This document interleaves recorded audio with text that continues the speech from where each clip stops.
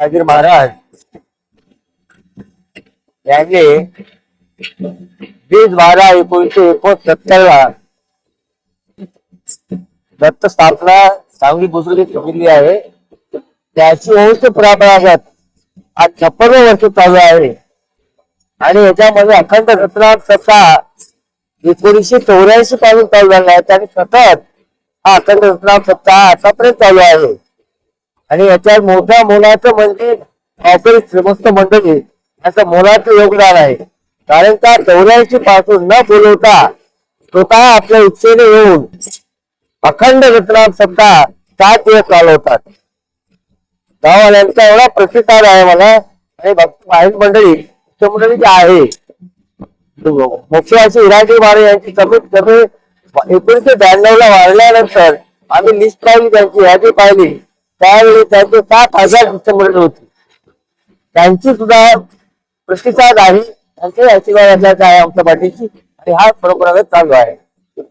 तर गेल्या अनेक दशकापासून रत्नाम सोहळा संपन्न होतो आणि प्राचीन मंदिर आता सांगितल्याप्रमाणे जवळपास 56 वर्षापासून देवस्थान आमचं दत्त देवस्थान सांगली येथे प्रसिद्ध आहे.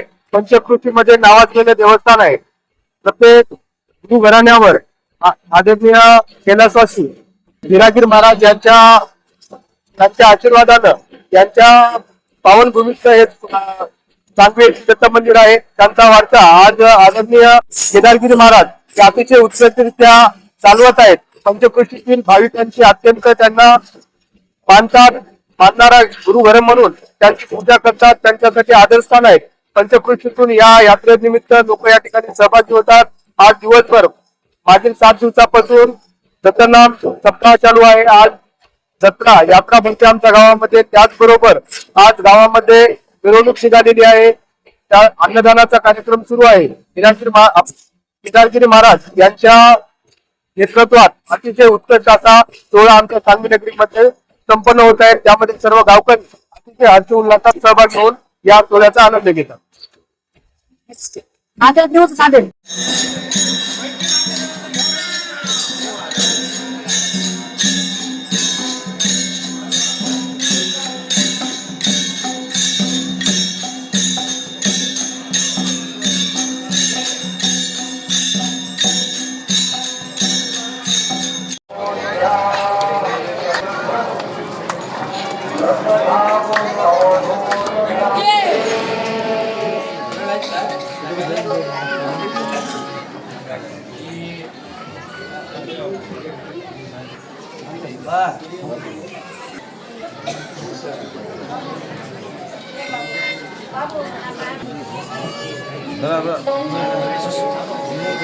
Hey, mana